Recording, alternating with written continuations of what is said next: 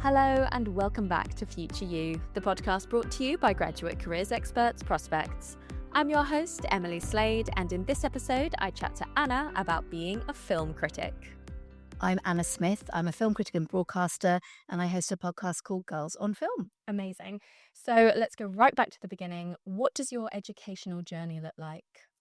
Well, I was always a big fan of languages and English language in school. So I ended up going to Leeds University studying English literature and language, which I loved. After that, I decided to train to become a journalist. So I went to Cardiff Journalism School postgraduate course, and that took me to London. Perfect. So you're a film critic. How did you become a film critic? So once I came to London, I fell into various different journalism jobs. I think Cardiff was a really good grounding in journalism. It meant you could fall into anything, any kind of genre. And I actually started off in navigation magazines, which is not my area at all. I have no sense of direction. But when you're a trained journalist, you can edit any magazine, so they say, and I did. I then fell into dance music magazines because it was the 90s. I was very into rave culture. That was fun, but very chaotic. Quite stressful, very understaffed. I edited a couple of magazines there. Then I went into women's magazines. That was kind of where I wanted to be. There was a magazine called Minx, again in the late 90s, which was, I think feisty is an overused word, but back then that's kind of what it was. It wasn't, it wasn't your Cosmo. It was a bit kind of more edgy, a bit less girly, you might say. And it had some very thought-provoking pieces. So Minx was great. I was assistant editor there. And one day someone said, "Oh, there's a film. Do you want to review it? Because no one else can go. Or do you want these tickets to this screening?"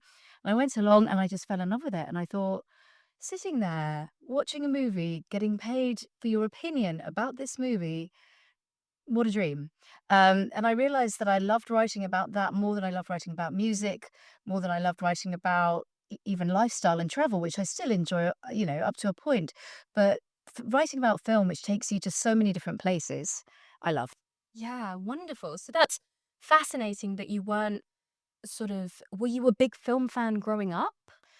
Interestingly, I was slightly deprived of film growing up, and I have actually found this to be the case with quite a lot of people that work in the film industry. Not everyone, but I was once at quite a swishy dinner, and funnily enough, we all went, "Oh, my parents wouldn't let me watch TV." They were very strict about me going to the cinema, and I did love going to the cinema on the rare occasions I got to go. But as a child, it would be quite rare, and certainly as a teenager, not as frequently as some other people.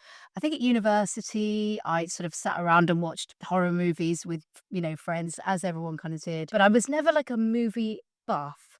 I think it probably started, the germ of it started when I studied gender and popular culture at university. It was one of the strands that you could do as part of your English course. And this was meat and drink to me because you got to examine gender and popular culture and to look at advertisements, to look at TV shows, and to look at film from a feminist perspective. And then you can see some of the threads of that later in my career. So I think the thing is, I was a film fan, but I wasn't as literate or as trained as I would have liked. So when I decided to go freelance to become a film critic, I played catch up. Yeah, so tell me about that journey. How did you become a freelancer? So Minx eventually folded. By that time, I'd built up quite a good body of reviews and cuts, and I had good contacts in the industry. I knew how to go to the screenings. I knew a lot of the PRs. I knew how it all worked, really. So that was really helpful.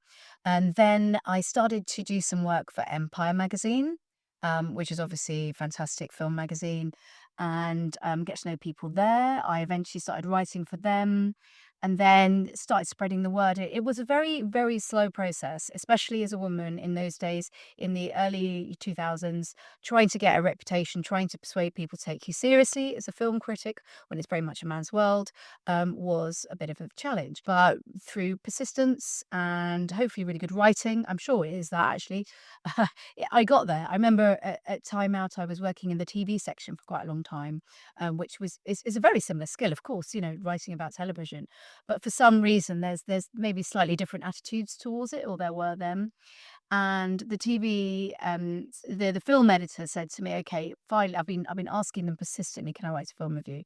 And he said, okay, I'll give you Stuart Little too. This is after like 6 months. But I just made sure that was the best film review that I could possibly deliver at that point. I Mhm. worked so hard on that. And he was surprised and he kept giving me work. And then Sight and Sound went, oh, okay, we've seen her work in Time Out. She's good. Now we will answer her emails. So there was a lot of unanswered emails at first. And then you get on their radar and then they Mhm. think, okay, she's serious. Yeah, Yeah. incredible. So what does a typical working day look like for you? Not really such a thing as typical. It's very varied, which is I love because I really enjoy being freelance. I really love working from home. I haven't worked in an office for a very long time. I might have a daytime screening, for example. So I would go into Soho where they're usually held and go to a screening room with a bunch of other journalists. Sometimes two, sometimes 200, depends on the movie or how early it is. Sometimes they're quite sort of secret advanced screenings. So I'd sit there, watch the movie, and then I might give feedback about that film to the publicist. I would then go to one of my several editors who I file for regularly and say, I think this might be a fit for us. Let's bear it in mind for that issue. And I'd also have consider that for Girls on Film, my podcast. So any screening I go to, I'm thinking about it from lots of different levels. I'm also thinking about it in terms of awards consideration. Might this be something I'd be talking about on TV when it comes to the Oscars, that kind of thing. So that would be part of my day. Another part would be having meetings with the Girls on Film team. There's three of us at the moment, all working part time but very hard.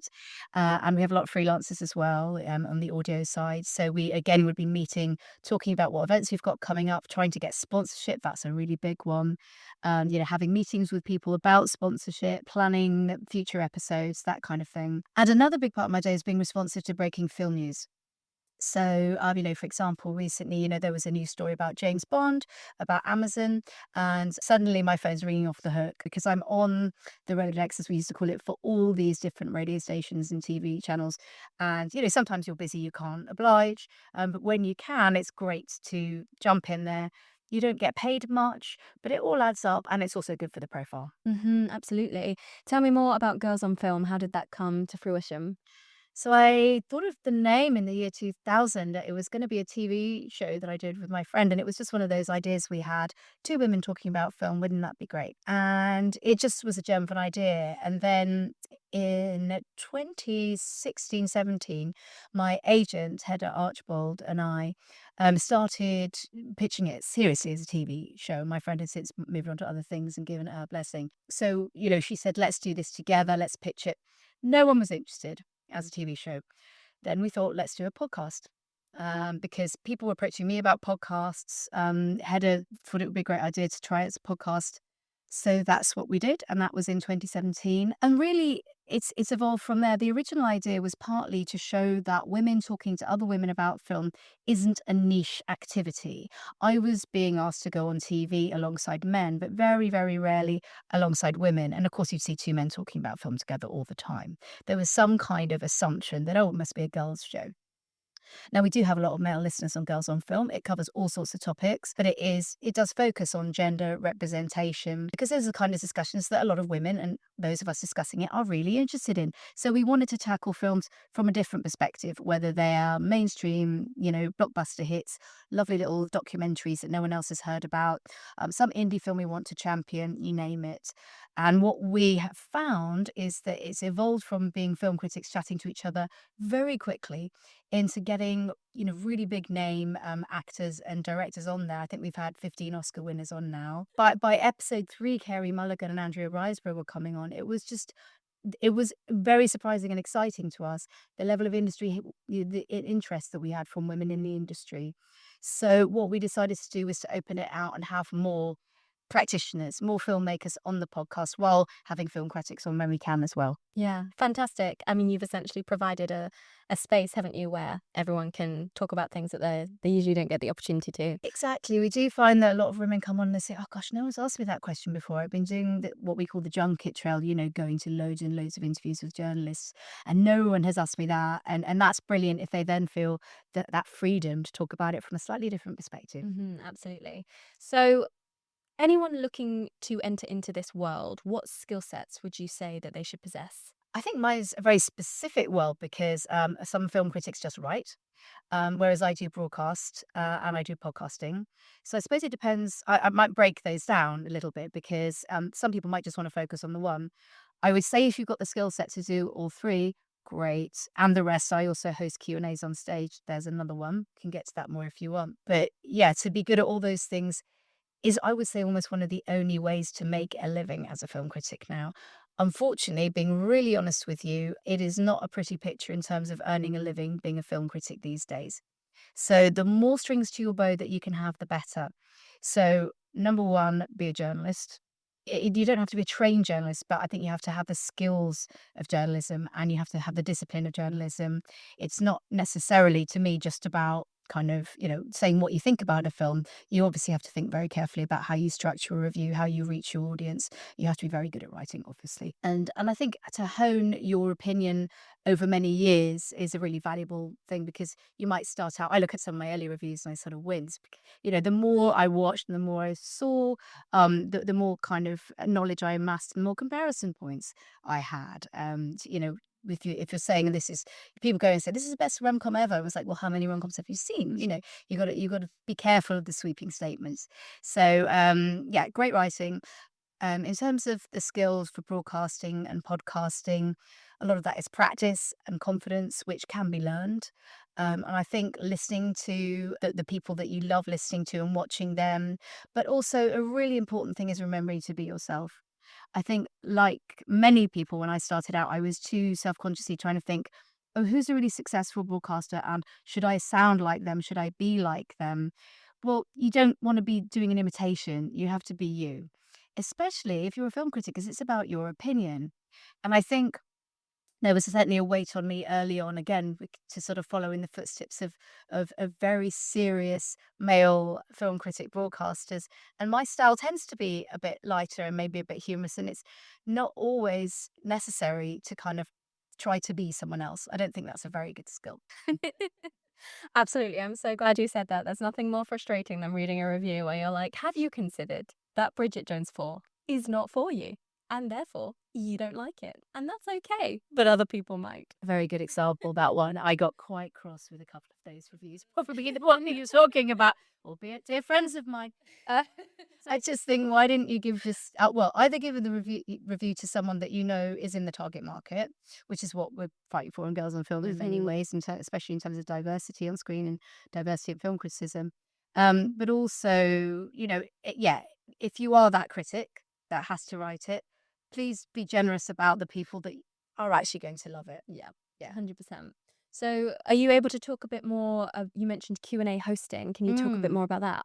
Something I've loved doing, which wasn't necessarily on my agenda to start with, because I think increasingly in the last decade or so, film journalists have been asked to host Q&As after screenings, whether it be a public screening, so you buy a ticket to a movie, and then the star comes on afterwards and you've spent 20 minutes listening to them talk about the film. Maybe there's some questions from the audience. Or it's so private screenings for BAFTA members, for example, or for Oscar voters. So to give people a good idea about film, give them some context, and to have an expert journalist moderating those who's seen the film maybe several times, who's written about the film, who has a very strong presence on stage and can also moderate sometimes a tricky crowd. It can be. If you've got a very famous person on stage with you, you get a lot of very desperate hands on, and people trying to ask questions off topic sometimes, personal questions, that kind of thing. So it's been important that you've got a strong hand moderating that. But I think what I really enjoy is just helping to kind of take the conversation in an organic direction. Like, you don't necessarily know where it's going to go. And I love if you've got a set of questions, but they come up with something really interesting and you just follow that thread and the audience learns something new. 100%. I love that. How do you get starstruck? I don't anymore, I was trying to think who, if anyone. I don't think so. I mean, I think when it's a really big gig, like I was doing Kate Winslet on stage at the BFI, South Bank, it was her first big one. I wasn't starstruck at all. I met her several times. She's lovely, nothing to worry about. And I guess there's just a sense of, it's important that this goes well. Yeah. It's not like nerves or starstruck. It's just, okay, I need to make sure everything is prepared. So it's just about really preparing everything from your, questions and your research, actually to your wardrobe. Make sure there's nothing that's going to distract you or the audience or anything, while you're on stage, so that you and the person you're talking to or the people you're talking to are super relaxed. Amazing. Are there any myths about being a film critic that you would like to debunk? I think some people in the industry, and I can understand why they think that, if by the word critic and by some reviews, they might think that we're out to get them, that we're deliberately like being negative. No, I can't speak for all film critics. I used to be president of the Critics Circle, and I still couldn't speak for all film critics in that regard, because we are by nature all very different. We all have different opinions. But for me, I think I'm in this because I love film. And I always say that, if actors go, "Oh God, you're a critic," and I say, I don't dig the knife in deliberately. I try to be fair. I try to be balanced, and I would say I've become increasingly more so. Again, I look back at some of my earlier reviews, and I think if I was the actor reading that, I might find that a bit hurtful. I try not to do anything like that now. I think there are ways of writing it that can be funny and true without really hurting someone. So I know a lot of people don't read reviews anyway, but if they did, So yeah, I think it's about loving film, and what I'm happy about now really is though that even though occasionally I get the opportunity to do a negative review, most places I write for, which are like Saga, Waitrose, Weekend, Time Out, I'm only really asked to do things that I'd recommend. So, and Girls on Film the same. So I'm generally praising things and analysing them and analysing their appeal rather than trashing them, which unfortunately was what I was doing a lot earlier in my career, because I was asked to review a lot of the teeny tiny low budget films that unfortunately weren't very good. No, that makes sense. And any advice that you have for people entering into this world? I think knock on as many doors as possible. Don't badger people, but don't be afraid to ask or chase people up, because everyone's really, really busy. Make friends. You could say network, but it's not necessarily a cynical thing. It's about connecting with as many people as possible. Stay passionate about what you do. Remember how privileged you are if you get to do anything. And after a certain point, once you've made your name doing a few free things, if you have to, always ask for pay, because this is a big problem in our industry, that a lot of film critics and other critics and journalists are being asked to appear on TV and radio or write for online without being paid, and that's not on. Out of interest, have you seen a shift over the years that you've been working from the early 2000s to here in 2025 of, as you say, it's been harder to become an official film critic as a full-time gig? And have you noticed that with the birth of the internet and everybody has a letterboxd, everybody has a Rotten Tomatoes account, is that what we're fighting against a lot of the time? I think there are a number of issues. Yeah, some of it's the declining pagination in newspapers and advertising, partly as a result of the rise of the internet, of course, and the lack of sort of full-time roles for critics in papers and magazines. But yeah, I mean, there is that kind of everyone's a critic thing, and I actually love looking at Letterboxd. I think it's great, and why not? Why should we be the only ones with opinions? That makes perfect sense. That it's lovely for everyone to share, but at the same time, I think it's great to have people with that wealth of knowledge and experience who are paid to do it. And that's another important thing, is that, that we are balanced, and that we're not being paid to be nice about it. So I think a lot has changed. I think I'd say watch this space with Girls on Film, because we've got some issues we're going to be talking about quite soon that relate to that question that I cannot reveal yet.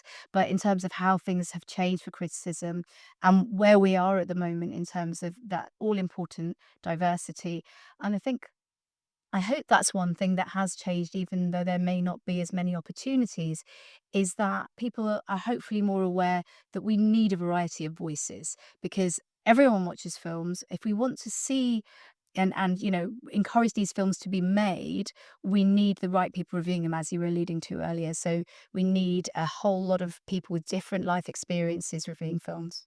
Wonderful. And just to close, I'm going to letterbox you, if that's okay. What are your top four? I haven't actually prepared a top four. Well, it's going to be top four right now. I'll give it a whirl. Portrait of a Lady on Fire, Celine Sciamma. I was at the premiere in Cannes for that, and I just get goosebumps just thinking about that, because what a beautiful film. Listeners, if you have not seen Portrait of a Lady on Fire, check it out. It's swoon-sending romantic, and it's a wonderful female-led film. The film that turned me onto film when I was a kid, Back to the Future, just absolutely wonderful film.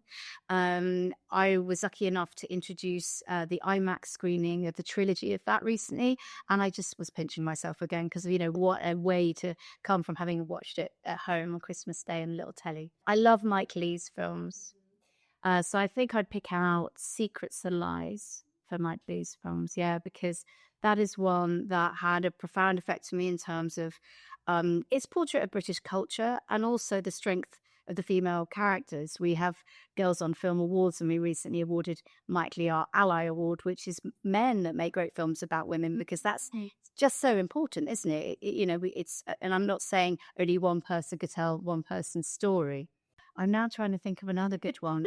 I wonder if I can come up with it. Yeah, it's a rather different one, The Last Seduction. Ooh. And this is one, it's quite obscure, but Linda Fiorentino starred in it in the 1990s. It's a brilliant, again, female-led film noir, sort of femme fatale film. Definitely check that one out if you're old enough. Amazing. Well, thank you so much for your time today. It's been an absolute pleasure talking to you. Thank you. Thanks again to Anna for their time. For more information on becoming a film critic, you can head to prospects.ac.uk or check out the show notes below. For more information on Anna and Girls on Film, you can check out the show notes below. For a full-length video version of this episode, head to our YouTube channel at FutureYouPod. If you enjoyed the episode, feel free to leave us a review on Apple or Spotify. Thank you, as always, for listening, and good luck on your journey to Future You.